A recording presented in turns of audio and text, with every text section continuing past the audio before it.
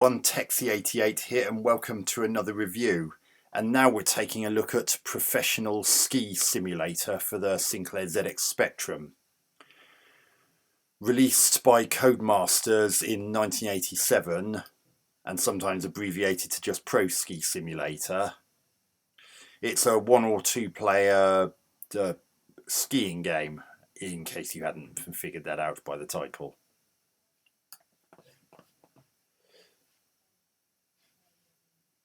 Now it's giving us a chance to enter new skiers, skier 1 into your name. Ooh, I can type it. That makes a change. And I'll just skip through that. So press any key. That's a high school table. Right, I've pressed the key. Now what? By the Oliver Twins. Blah de blah de blah. Yeah, get on with it. To start, press 1 for a 1-player game, 2 for a 2-player game. Press I for instructions, R to redefine controls, N for new names. To qualify for the next piste, guide your skier through 6 gates and past the finishing flags in the allotted time. Use left and right controls to steer and the thrust to control speed. The skier will automatically thrust when moving to a crouch position. Whilst the thrust key is held in, the skier will remain crouched, thus reducing air resistance. Do not thrust whilst flying, as this causes the skier to lose his balance and crash. Holding both left and right will cause the skier to plough. A red bar under the score indicates the height above the snow while flying. Gates consist of a pair of flags. To quit the game, press Q. To pause game, press P. Names followed by the attempt number will be automatically entered on the best skiers table, but remember that new players must select the new names option. Okay, I'll redefine controls. Oh really? Keyboard A, S and C. That's redefining controls, is it?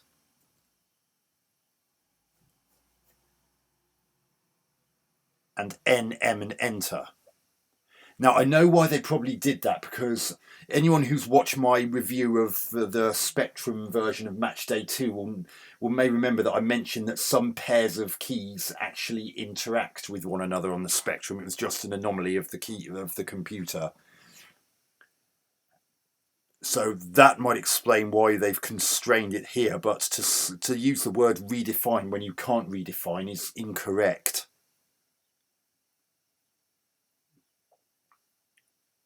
So it was A, S and C, I believe it was. Yeah, A, S and C. I'm presuming that's left, right and thrust respectively, because A and S are next to each other and C isn't.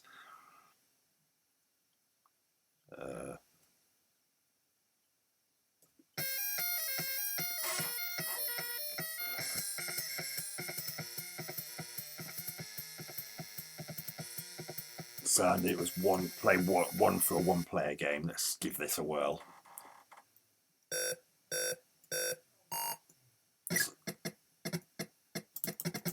So I'm the one with the 1, and for some reason I actually have to mash the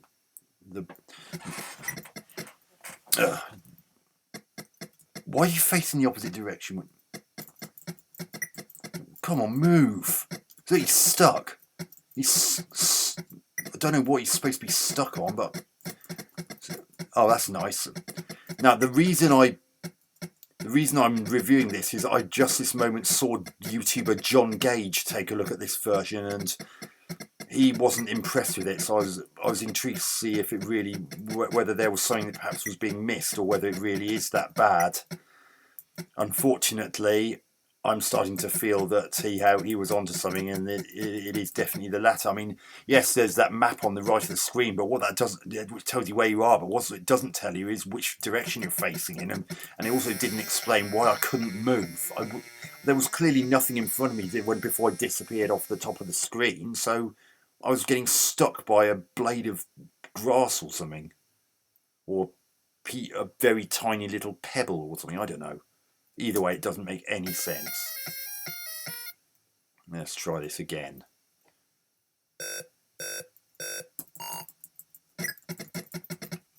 Why do you have to mash the button this much? Why am I facing in the opposite direction?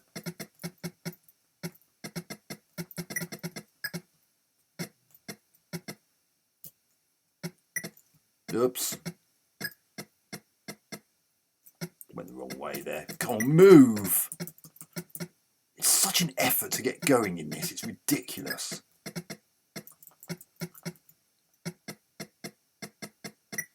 I mean, graphics are quite nice, monochrome obviously to get around the spectrum's attribute limitations.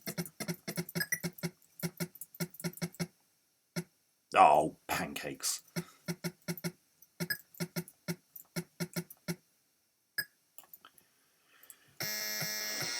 So it doesn't matter if you don't come first out of the two of you, but as long as you actually complete it before the minute time limit runs out, then you can go on to the next bit, regardless of whether you came first or second place. So it sort of makes you wonder why they. Oh, for God's sake! Why am I facing the opposite direction? See, look, I'm stuck again. And I have to skip that because otherwise I'll be... Oh, for goodness sake. What? Oh, God, I'm off the screen again because it takes too bloody long to get anywhere, and because he faces in the opposite direction when he gets up, which is not at all helpful. And I've got no idea what I'm doing because I'm off the screen. I can't see which way I'm going. I can't see what's in front of me, and I can't... Oh, I'm moving somehow, but... because I can't see which direction I'm facing, I just haven't got a clue what's going on. Oh, no, John, I totally get where you're coming from with this. This is very bad. And I was actually looking up some reviews as to what this got back in the day, and Sinclair User gave it 8 out of 10. Why? One more go.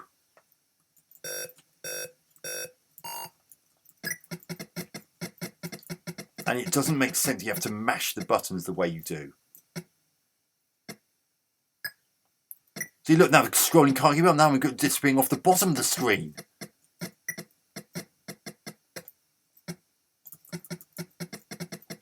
If you're going to have scrolling, at least have it so it keeps up. If they're going to have 2 players, they would have been better off making it split screen. Having it both on the same screen just doesn't work. Oh, God, I'm going to get stuck again, aren't I? Oh, that one didn't have the same problem. But that one further up. No, you shouldn't have to absolutely mash the button to get going. You wouldn't have to do it. I've actually seen skiers... Oh, I missed a flag because the scrolling couldn't keep up. So yeah, I totally get where you're coming from with that, John. That really is very bad. He wasn't exaggerating. He really, this really is pretty poorly programmed, and I very much doubt that skiing is anything like what this game makes it out to be. Because I've seen skiers ski and they don't have to absolutely pummel the ground with their ski poles just to get going. At least not to the speed that this game forces you to do it. It's totally ridiculous.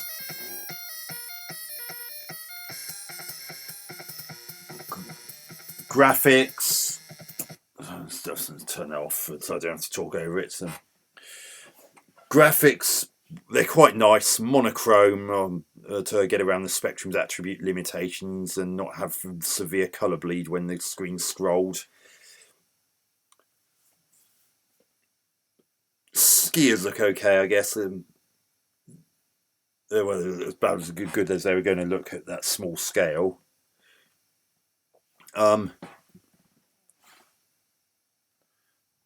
Sound, well, it sounds pretty rudimentary, but it is a 48K Spectrum that we're looking at here, and the sound on that particular machine, as I've said before, is quite limited.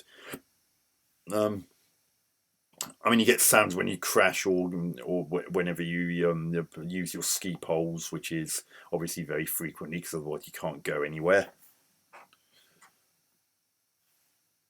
Other than that, there's the music on this menu screen, which is pretty good, and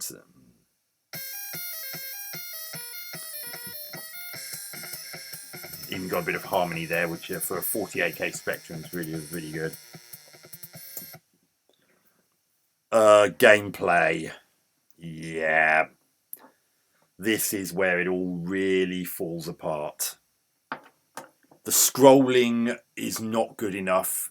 It's a little bit jerky, and it either goes too fast or scrolls when ideally it shouldn't. And there, as you saw, there are points where I was having to try and control my skier while he was off screen.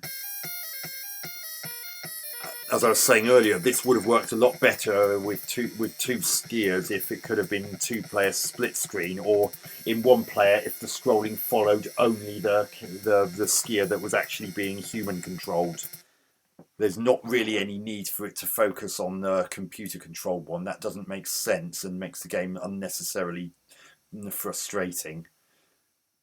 And there were points where my skier was just inexplicably stuck and I couldn't move him. And why, when he falls down, does he quite frequently point in completely the opposite direction as to where he was originally headed? Why can't he just face in the same direction? That would have actually potentially made the fact that you could often be controlling the skier off screen a bit more bearable, because you'd have a clue as to which way he was going, although it still wouldn't help, because he still wouldn't be able to see what was potentially stopping you from moving. So no, John Gage wasn't exaggerating when he said that this is it really is as bad as he was making it out to be.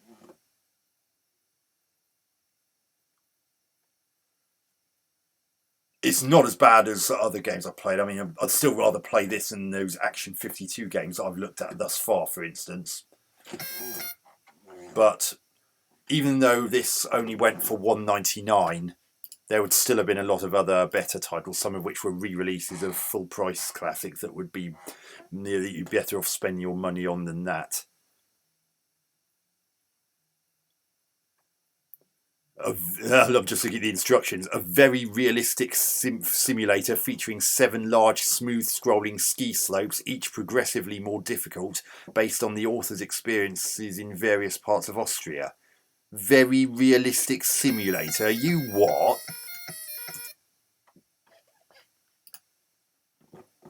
I've seen more convincing chocolate fire guards.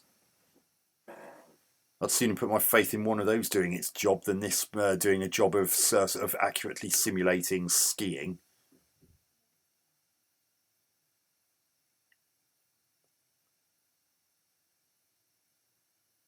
Yeah, 2 out of 10 I'm giving this. This really is very bad and not exactly the Codemaster's finest hour by any stretch of the imagination. Yes, it's cheap, but you're still better off avoiding this like the plague.